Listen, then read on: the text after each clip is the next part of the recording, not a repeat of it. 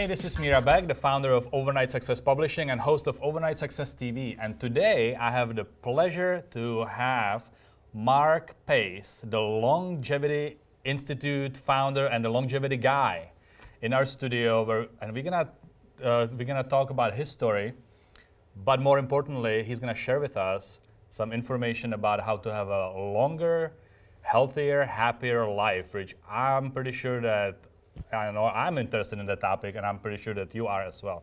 So stay tuned.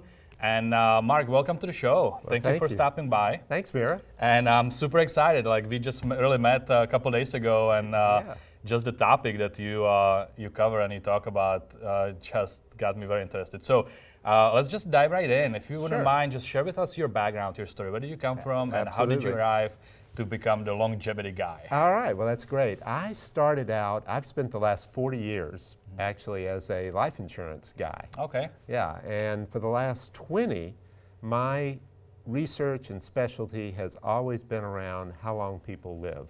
That's cool. Yeah, I started creating proprietary techniques that helped people figure out how to beat the life insurance company at their own pricing game. Gotcha. Yeah. That's and really cool. It was directed toward the more wealthy individuals in America because they're the people who buy really big policies. Yeah. And they buy them generally for estate planning purposes. And so I would call upon the advisors to those people, show them the proprietary methodology that I had developed, and then they would take me on for a fee to help create these mathematical concepts that gave people the ability to get the best bang for their dollar invested in life insurance. Yeah, that's really cool, and I think that a lot of people are stuck in the life insurance game, getting term, getting different kinds of policies and stuff. But so you were really more helpful in a way to actually help them use the policy to either protect themselves or grow wealth or just do all those things rather than just selling them a product. Right? Oh, absolutely. Yeah. Well, the big revelation that I had was I was called upon to consult on a case some 25 years ago. And what I realized was that people think they're going to die about 20 years before they actually will. Oh, wow. Yeah, it's a huge Well, I think the positive thing is that you may live 20 years longer than you think. Yeah. So there is a positive in that statement, but it's pretty sad because they're not ready for the next 20 years, right? Yes. So it meant that they were running all sorts of things off. Sure. They'd run their life where they would retire perhaps too soon. They would not have enough money in their retirement plan to cover them during retirement. Their life insurance funding would be inappropriate. Sure. And it was creating all sorts of problems. So my mission became, how could I get people to see this problem? Yeah. Because I had access to some proprietary data that the general public doesn't get to see. I was working with the top actuaries. These are the people who do the math behind the scenes for the life insurance industry. Yeah. And what I discovered was that the numbers that you see if you Google how long you're supposed to live and the numbers that are being used in reality are completely different. Wow. And it's that misunderstanding that is creating all the problems that we have today. Wow, that's really interesting. Yeah. So are you still doing the life insurance thing, or did you segue from there based on the data you learned? Yeah, I still have it, but I flipped from being someone who was out there trying to sell policies to someone who was trying to make sure that the products people bought worked.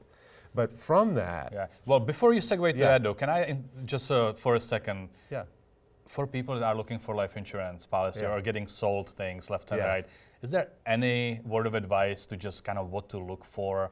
Or is there, red flag type thing? Like if this happens, you should run type deal. Like I'm not looking, for big broad overview of life insurance and the world of life insurance, but I've sat down with a few people before and the experiences were very mixed. Yeah, and so I wish I could give you a real simple answer to that one, but it's tough. Yeah. The industry is designed to make it very hard to understand how these products work. Yeah. And regrettably, I wish I could say it were true, but most of the agents don't really understand how the products work either. Yeah. They're really selling as Sure. opposed to counseling. Yeah. So is there a difference between someone who does it for fee and is not attached to the product versus somebody is just selling somebody's product outright and they get paid on commission? Like, is there a preference, or does it really, is it just based on the Yeah, the products situation? are pretty much the same, Yeah. whether someone's doing it for a fee or whether they're doing it for a commission. Yeah. If there are a few people who are doing what I was doing, which is just acting as a consultant purely, but the experience it takes to do it well is the problem. Gotcha. So, And I have just a quick story I'll share with you Sure. on that. You know, I had a guy that sold me a term insurance, and this company is the best, and you know, all this spiel. Yeah. 2 years later, oh, I switched companies, now I'm working for this company. You should switch your insurance Right. to that company now. Yeah. So basically, just pitching whatever product he Yes, works for, right. and suddenly that's always the best. Yeah. And that was for me a huge red flag. So I ended up finding correct. someone who is a great friend, and I do like a whole life participating whole life, Right. where I can borrow the money out and Yeah. kind of become my own banker type thing. Correct.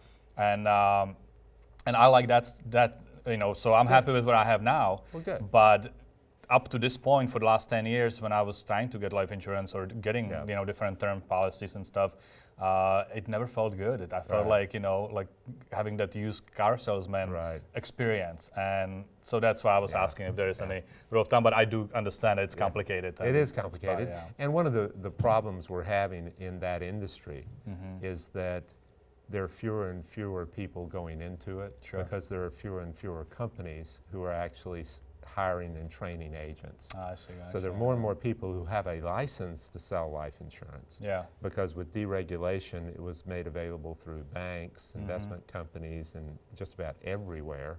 It was easy to find someone with a license, but the problem is it takes a long time to develop a really well-trained life insurance agent because of the complexity. Yeah, I totally get it. Yes. So that was just a little interruption. I was hoping we can, definitely share with you something helpful.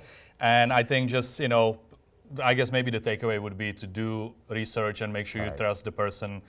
They've been doing it for a while. It's not somebody who just got on board, hired out of school with some, whatever big insurance company that just, and look for the professional designations, the Chartered Life Underwriter, the CLU, the CFP in the financial planning arena. Generally, you're getting people who have better training who do have the designations. I think that's fair enough and good enough for this. So let's just segue back where I interrupted you. Yeah. And let's go into the longevity thing. Well, the longevity thing that began to arise was I began to see that we were having this huge problem in our culture, in that people with this misunderstanding of how long they lived were running so many different areas of their life mistakenly.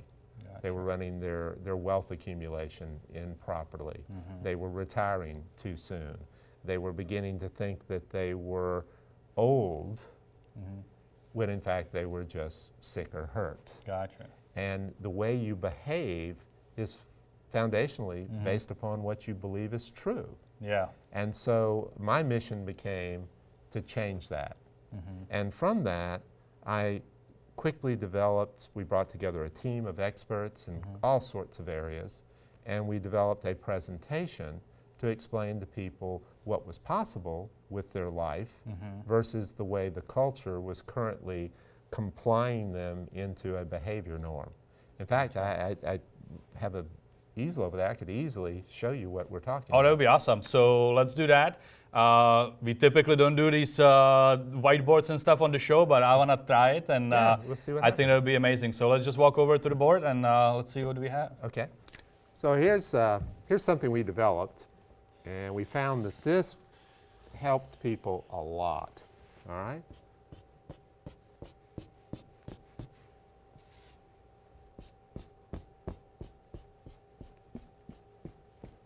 All right, so this vertical axis is simply vitality. And Tell me about vitality. What does Sure. vitality? Vitality is that your mental capability and your physical capability. Gotcha, Because if okay. you've got the ability to perform, Yeah. you're able to do things, Got it. right? Okay. So if this is 0 and that's 100%, let's just make that, quick little illustration there.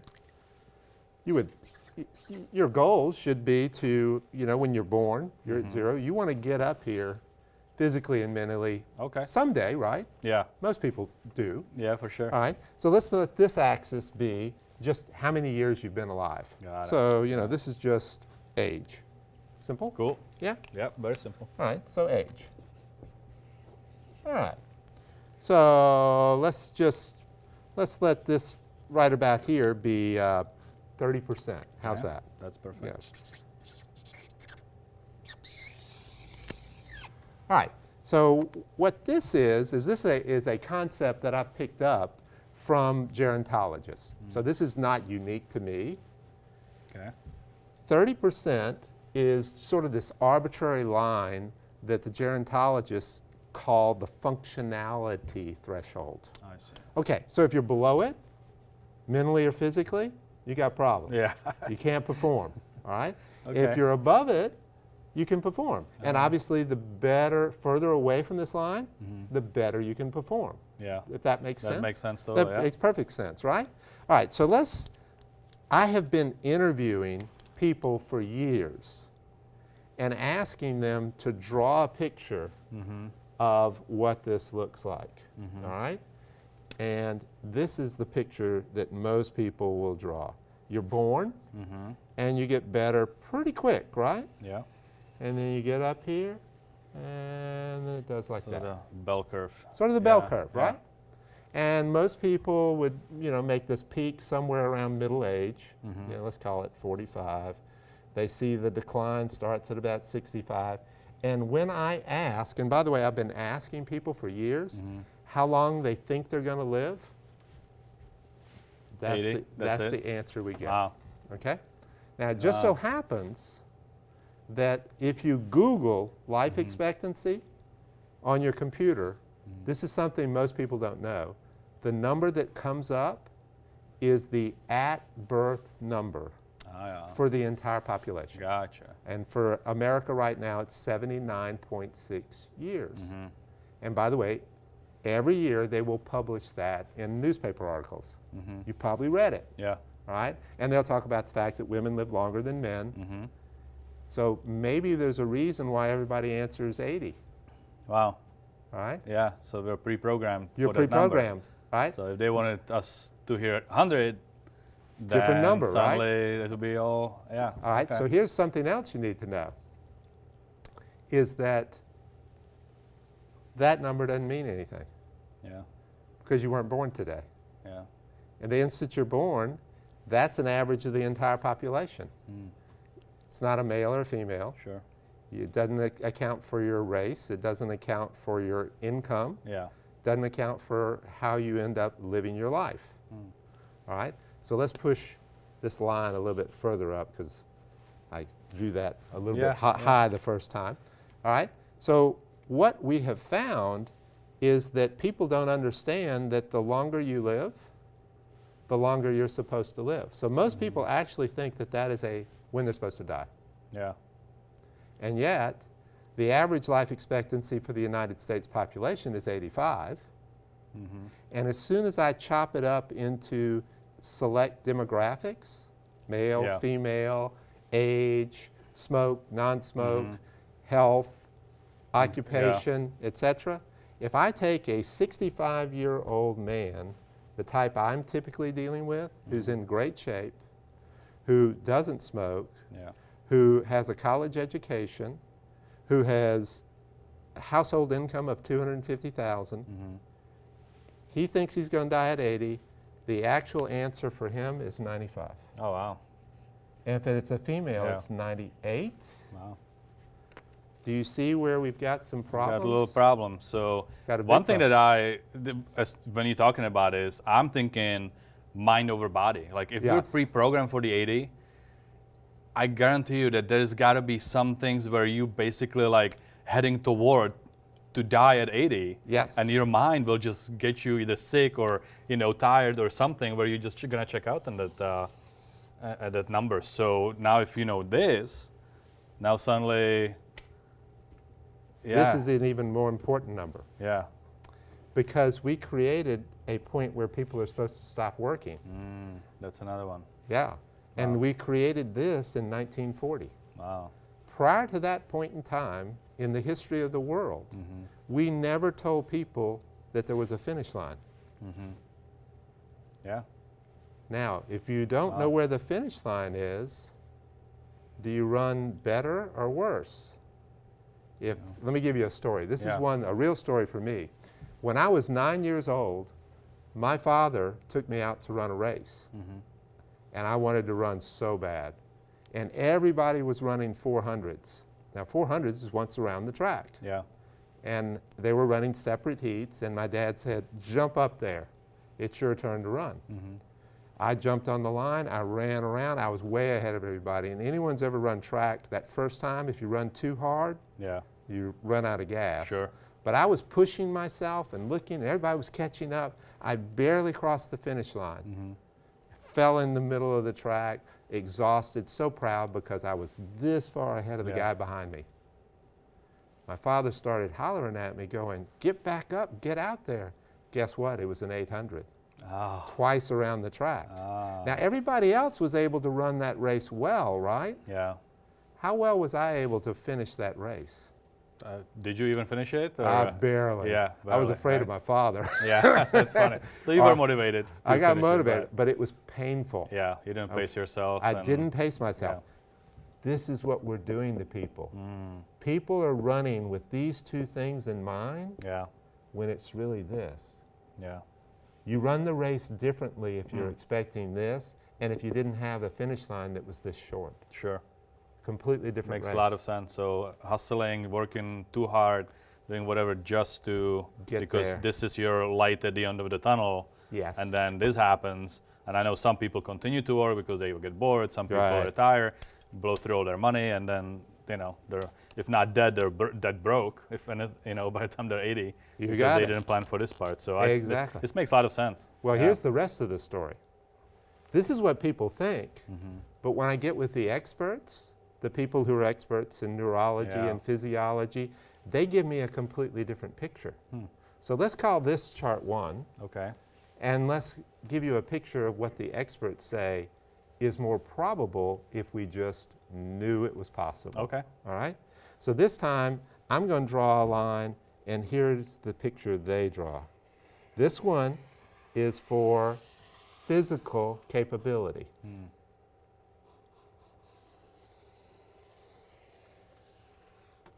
Wow.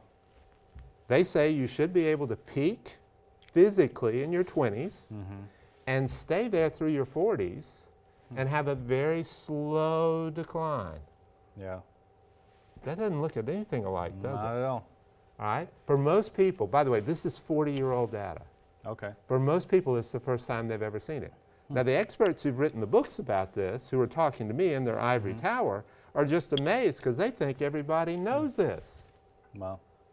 That's a big difference, isn't it? Huge difference. Now, by the way, do we see this all the time now? We see it in pro sports. How old is Tom Brady? He's 40. Okay. Still quarterbacking, Playing, professional football team. Venus Williams is 37, still winning major tournaments on the professional tennis tour. Roger Federer is 36. We see it everywhere. We have hockey players that are in their professional hockey players who are in their 50s. Jaromir Jagr is a Czech guy. I think he's like 44 or something, whatever. So, oh, wow, that's a different picture. Well, what about mental capability? Well, again, a different picture than the one we think. You should get better quickly, and then there should be a constant improvement. Sure, yeah. Do these two lines look like this? Not at all. Not at all. Now, what's happening? What's this gap here? Is this, which one do you want to be on? Oh, definitely this one. That one. Yeah, for sure. Well, here's the three most important questions. If you're honest with yourself, which one before you saw this was your world living into? This one. That one for sure. You yeah. couldn't help it, Yeah. because this is what everyone believes. Yeah. It's a cultural event. You want to be on this one, so that's the second question. But here's the most important question. How are you going to know Yeah.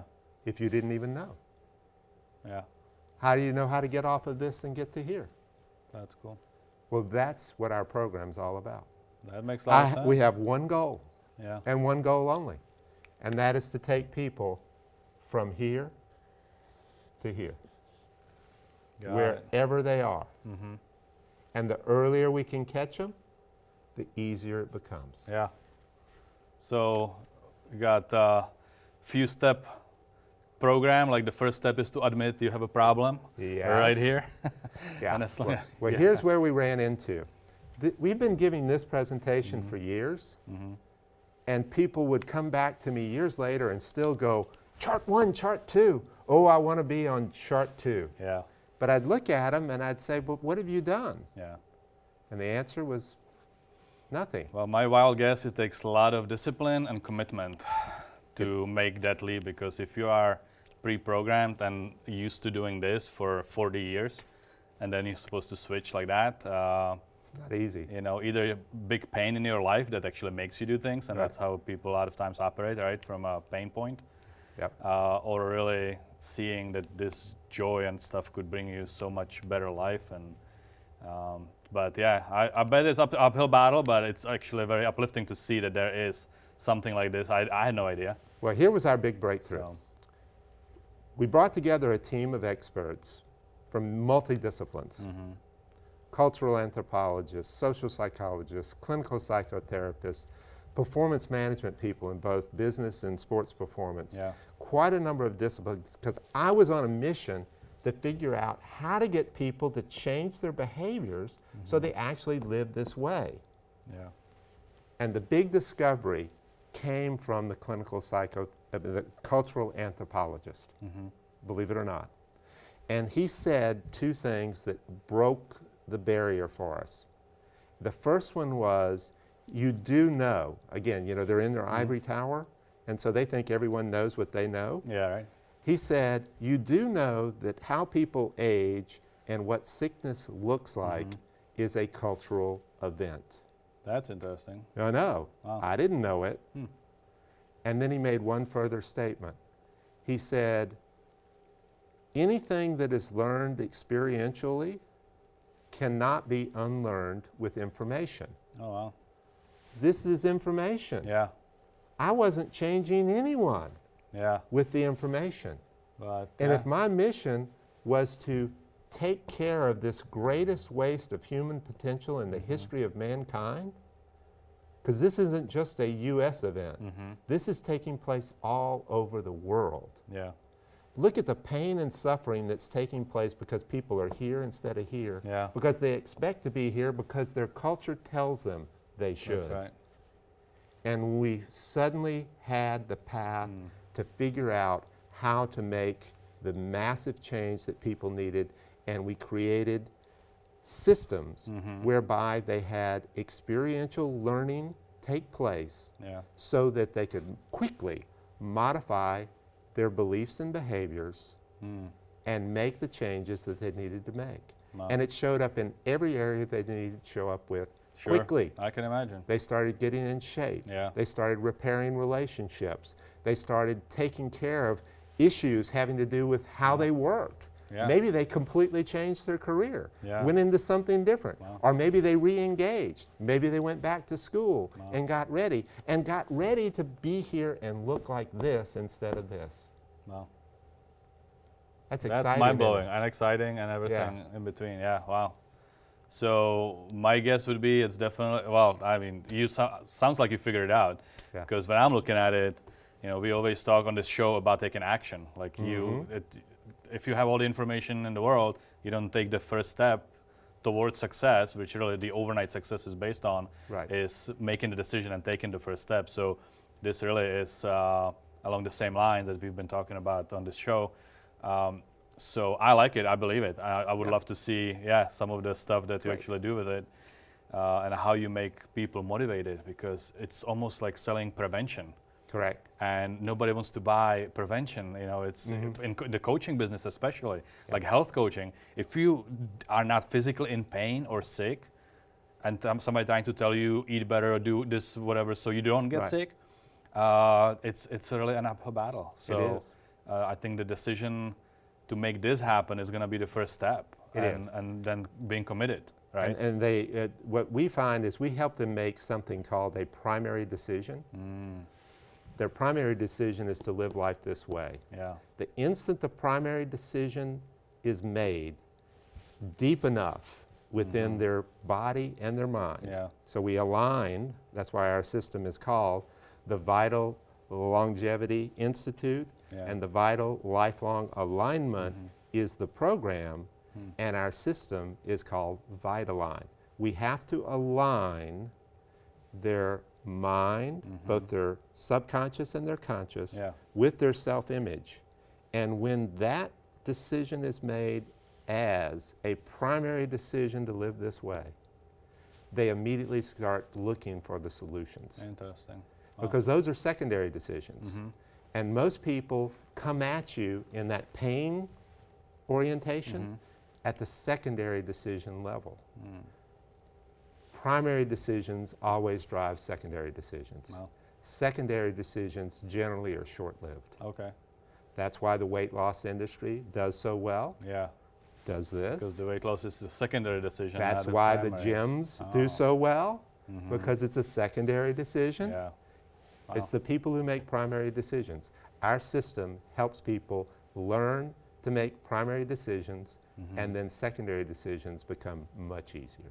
Wow, Mark, thank you so much for sharing the chart. Oh, you're And that's mind-blowing. So I know we obviously don't have time to talk about all the details on the show, but if someone wanted to get more information and find out more about your program, how can they, where can they go? They How can they go, can find out? well, they can go to our website, www.vitallifelong.com. Okay. Vitallifelong.com. We'll put a link above the You got it. thing. Yeah, that's cool. Yeah. Awesome. So now I want to switch a little bit Sure. from the longevity conversation and your core competency, which we Right. just shared, into you personally. So Sure. I want to learn more about few things that basically got you where you are Sure. on your path to success, your Sure. journey to success. So tell me about some of your influences in your life, like mentors or people that actually made some sort of effect that you either follow now or you used to follow in the past that made some sort of impact. Well, I had, I was a big basketball player growing up, and I had a couple of coaches that were major influences in my life when I was young. My junior high basketball coach was extremely hard on me, and I can remember going in one day and quitting Really? because he was being too hard. He wouldn't let me start and all sorts of things. And he sat me down and told me that the reason he was being so hard on me was because I actually had more talent than I realized, Really? and that his goal was to bring the talent out. That's cool. So that's been, I think I've been on a mission my whole life to bring the talent out.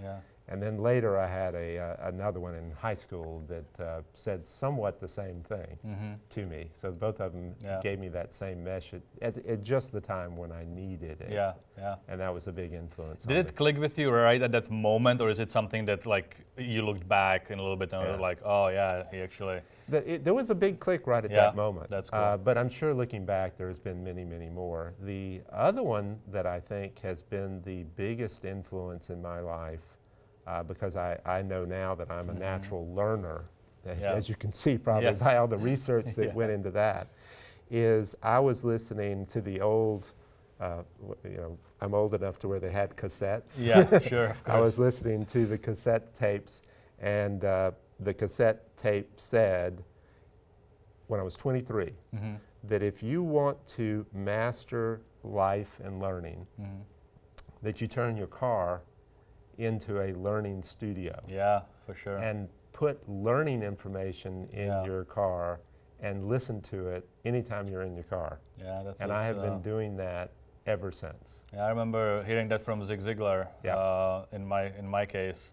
Yeah. And he had that whole automobile university. Yeah. I think he had an assistant or somebody worked for him that ended up getting like a 2-year or 4-year degree just in the car. Yeah. Well, mine was Earl Nightingale. Yeah. The old There you go. Nightingale Kona. Yeah. Yeah. And that he said you literally get the equivalent of a new college degree every 2 years if you do this. That's cool. And so I no telling how many college degrees I have at this point.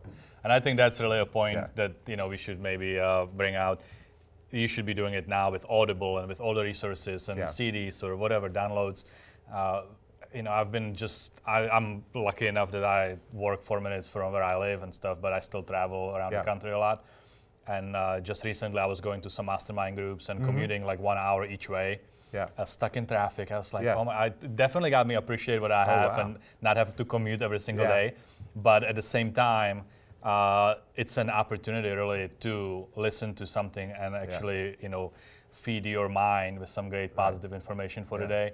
And I think a lot of people should really stop, listening to talk radio on the way to work and should listen to, an hour of, Zig or somebody that's motivating, inspiring, and just something to move them toward their goals. So if you're not doing it yet, just give it a shot. It works for sure. So how about books? How about some sort of resources, maybe books that you have read more than once or that you would really recommend everyone? Well, I'll give you the book that the big breakthrough in the cultural anthropology space came from a book called The Mind, M-I-N-D, Body, B-O-D-Y, Code, by a doctor, Mario Martinez. That was The Mind, Body, Code. Mind, Body, Code, phenomenal book.